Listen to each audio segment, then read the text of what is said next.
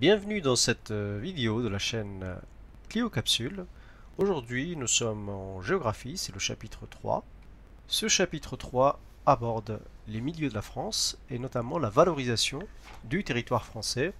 La problématique centrale de ce chapitre est l'exploitation des ressources du territoire français de manière durable. Donc ce premier cours va présenter les ressources et les contraintes du territoire de la France. Alors je vous rappelle par définition qu'une ressource c'est un élément de la nature ou de la société qui permet de combler des besoins.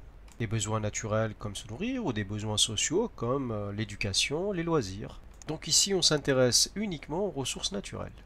Donc voici quelques exemples de ressources naturelles, la forêt, l'eau des rivières, l'eau douce, la mer qui est une ressource qui offre des ressources halieutiques, du poisson. Encore, une plaine peut également être une ressource pour se déplacer parce qu'elle va faciliter les échanges. Alors on appelle une contrainte un élément du territoire qui rend difficile l'exploitation des ressources. Par exemple, un terrain accidenté va rendre difficile l'exploitation agricole d'un territoire ou encore les déplacements. Nous allons donc voir que la France a un territoire qui présente de nombreuses ressources et très peu de contraintes.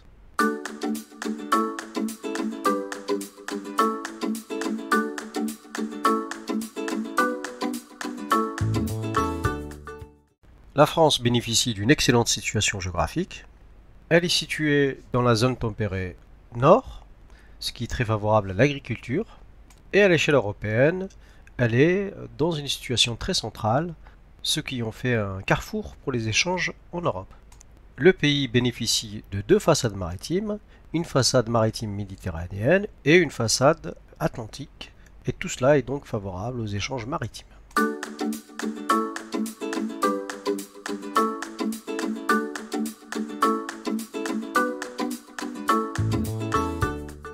La topographie, c'est-à-dire le relief, est partiellement favorable aux échanges.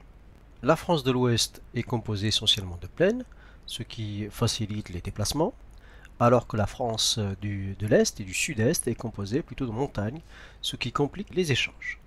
Pour passer de la France du Nord vers la France du Sud, eh bien, on utilise essentiellement les vallées comme la vallée du Rhône.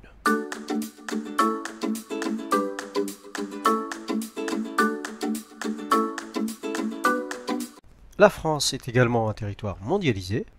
Les DROM, les départements et régions d'outre-mer comme les collectivités d'outre-mer permettent à la France d'avoir une présence mondiale. Les DROM jouent donc un rôle géostratégique important. Ils jouent également un rôle économique puisqu'ils permettent à la France d'avoir la deuxième zone économique exclusive, ZEE, dans le monde avec 11 millions de kilomètres carrés. Mais ces territoires ultramarins présentent des contraintes et la principale de ces contraintes, c'est l'éloignement. Par exemple, La Réunion est située à 10 000 km de Paris. De plus, de nombreux DROM sont des îles et souffrent donc de l'insularité qui est une forme d'isolement.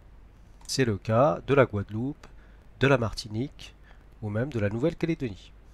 Sur ce schéma, vous pouvez voir ce qu'est une zone économique exclusive. C'est une zone délimitée à partir de la côte et d'une ampleur de 200 000 nautiques, à peu près 350 km. Voilà donc, dans cette zone, le pays riverain a l'exclusivité d'accès aux ressources, comme par exemple les ressources halieutiques, le poisson, les coquillages, mais aussi les ressources minérales et le pétrole offshore.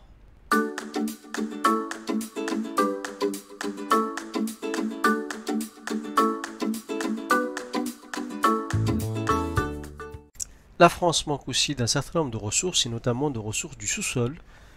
Nous avons du charbon, mais celui-ci est soit épuisé, soit peu rentable. La France n'a pas de pétrole. Le pays importe donc son pétrole, son gaz naturel et la plupart de ses minerais comme le charbon ou le fer.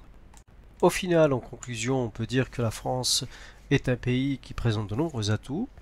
C'est un pays situé dans la zone tempérée nord, favorable à l'agriculture. Un pays à l'échelle européenne en situation de carrefour, avec des plaines, des montagnes qui sont traversables grâce à des vallées. Et puis c'est un pays qui a une diversité climatique, un climat océanique à l'ouest, un climat méditerranéen au sud et un climat montagnard en position de transition. Ce climat de montagne peut être une contrainte, tout comme l'éloignement des îles, notamment les DROM. Et enfin, le pays est pauvre en ressources du sous-sol. Mais globalement, la France est un pays très bien situé qui présente davantage d'atouts que de contraintes. Voilà, cette première séquence qui présente la France, ses ressources et ses contraintes est terminée. Vous pouvez relire la vidéo pour réviser. Et puis, n'oubliez pas de vous abonner si ce n'est pas déjà fait, d'activer les notifications et pourquoi pas laisser un petit pouce bleu. À bientôt!